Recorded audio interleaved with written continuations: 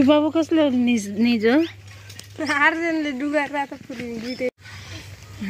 Yan yung ginagawa ni Day. Abono yan siya, guys.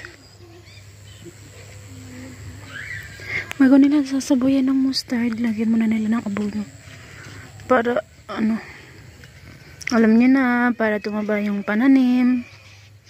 Sa marigold, guys, may dalawang klase yan sila. Ewan ko kung dalawang klase naman na ganito. May ganito. Tapos yung kanina yung pinakita ko. Ito, hindi ito masyadong gamit sa kanila. Gamit lang ito pagka nilalagay sa mga pintuan, pag morning, o mga padasal din, ganun. Pero ngayong tihay is yung gamit na gamit talaga is yung ganito. Yung paparating na tihay. Ayan. Kasi ito, tatanggalin to dito. Tapos tutusukin ng karayom. Gagawin nilang parang kwintas. Ilalagay nila sa... Uy, ang ganda ng sili nila. Oh, may hinog. Oh. Halang na siya nga sili kay makita jud nimo sa iyang kuan nga pula-pula ang pulok kaayo siya dayon. Pag hilaw siya is green kaayo siya. Ano?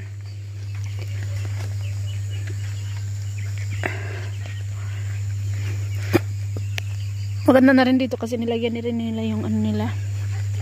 Yung natira nila ano dito ba? Eto. Jolly kasi yung tawag nila dito sa kanila. Yung bakod na to. Hinarang nila dito. Kasi sayang hanggang hindi umabot hanggang doon. Maganda itong ganito. Pero kahit naman pinababakuran guys, no? Kuha na ka? Munta siya sa tindahan. Nag-ano siya ng notebook. Wala siyang notebook at 2 lines at 4 lines. Wala siya. Yun, ko siya. Tapos sinabi niya na rin yung gatas. Ha?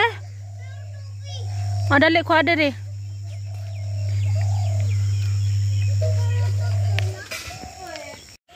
Okay, so tignan niya yung sitaw ni na ante. Oh. Namang bunga. Kahit pa paano. Pwede na yung pang ulam. Haluan ng patatas, bites na yan.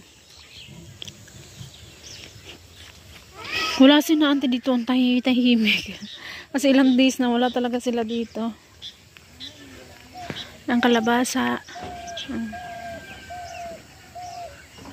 Nagpunta sila doon sa Horul pa. Malayo yun. Ito naman nilinisan na rin ni Uncle. Tataniman din dito ng gulay. At guys, nakabili din pala ako ng pechay.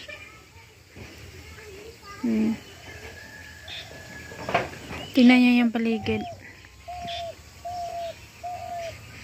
Di ba pag masyado? Tapos dito. Ayan. Kung dati makikita mo yung mga ano dyan, bahay-bahay. Wala. Hindi mo na makikita. Dahil pag na nga. Ang linis talaga. Gusto ko yung ganito. Yung malinis guys ang paligid. Tapos pag mataniman na ng mustard, ito lahat dito ay puro dilaw na. No? Parang sobrang ganda.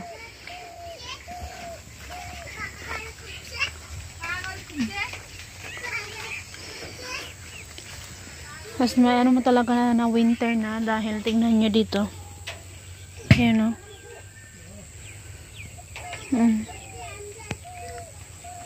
Kasi basa-basa na yung dahon niya.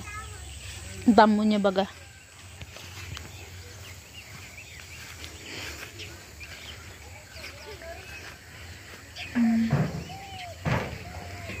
Dito sa likod. Hindi ko pa rin talaga siya makulayan guys, no? Dahil nagbabalak yung asawa ko na after tihar ipaunti-unti nang iayos ba. Unti-untiin lang naman guys. Hindi yung parang bigla ganun. Pero I hope maayos siya inshallah. Patataasan siya. Ang una kasing gagawin yan, sabi ng asawa ko na palitan lang daw siya ng yero, no? Wag na daw pataasan. Sabi ko, isahin na lang din yung pagkagawa. Ano na lang din ba? Tatanggalin yan. Tapos lalagyan, aanuhan ulit ng bricks. tataasan lang siya ng konti, tapos yung mga kawayan, kasi dito sa side, papakita ko lang sa inyo guys, kasi may part kasi dito, ayan, mix kasi yan nilagay dyan sa loob para makabitan na ng plywood sa loob. Ayan, may kawayan at bakal, parang mix lang yan siya ba. Ang ganda talaga ng kulay guys, gusto ko. And actually talagang excited na nga. Gusto ko na talaga nga sa kulayan dito sa kabila sa likod. Pero nasasayangan ako kasi baka madumihan lang kapag aayusin na to.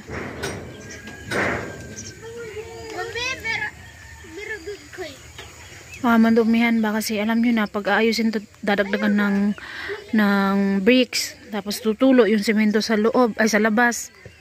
Parang sa dadaloy sa dingding ba, so dunumihan yung yung pintura, so baka masayang lang, kaya paayusan muna, saka ko na lang kukulayan, yung huli na lang yung kukulayan. Excited ako kasi inshallah talagang lang talaga, sana matapos. Ang tataba ng aking halaman dito. Ayun, tingnan nyo guys. Kaso ito dito, alam nyo ba dito na malapit ang tanggalin dito guys? Kasi pinaanuhan nila dito, pinabubungkalan. Actually pabubungkalan pa daw dito. Gagawa ng kanal. Kasi daw dito daw idadaan din daw yung hose na malaki para sa patubig sa mustard. Tapos ito, balak ko talaga na dito ko sa gilid-gilid to itanim. Ayan. Ang tataba ng halaman ko dito. Ang tataas pa Kaya yung malunggay ko nga rin dito, kinuha ko din kasi panay yung mabilan ko sa akin na daw gagawin ko sa mga pananim ko dyan. So, bago na galawin yung malunggay ko, ako na lang talaga nagkusa na maglipat. So, kaya yun, kinuha ko nila, hindi na lang ako nagsalita. Parang wala nang samok. Yung itong halaman na to, dapat doon yun, pero nilipat ko na lang dito. Yung snake, actually kukunin ko talaga dapat sana to. Kaso, baka naman kasi daw, sabi ng isang uncle na kapatid ng minang kong lalaki, na hindi yun naman daw to madadamay, doon na naman daw dadaloy. Pero sabi ng mga binan ko, sali daw to. So, hindi ko alam kung saan yung Kaya ayan, hinahayaan ko na lang muna. Sabi ko, kung gusto nyo kunin, tanggalin nyo na lang. Tapos ililipat ko na lang. Madali lang naman ng paglipat dyan. Sabi ko. Sana talaga sila ba parang, actually ayaw talaga nila na panay nila sa akin na dito daw halos na puno ko na daw ng halaman. Ayan dito. Ayan. Sinakop po din dito ng halaman. Actually sa gilid-gilid lang naman ako dahil. Ayan, tignan nyo. Ang dami na namang snake plant. Tatanggalin ulit natin to dahil maganda talaga siya ito baga tinatanggal ko kasi ito sa dulo niya, medyo balik-balik siya, tatanggalin ko to. Tapos ito maglilipat ako sa gitna nito para maging maganda siya ulit. Dito naman tingnan nyo, ganito yung nangyari doon sa kabila guys, na inayos ko, nilagyan ko ulit ng lupa, parang hindi natutuyo na siya ba. Although nilalagyan naman siya ng tubig, ninindiligan naman siya ng tubig, pero yun, natutuyo pa rin talaga siya. Tsaka ito naman parang naglalaglagan na yung mga dahon niya. Tignan niyo, dami-daming dahon naglalaglag. So guys, hanggang dito na lang muna. Mamaya po ulit. Bye bye po everyone. Thank you for watching. God bless us all. Bye bye po.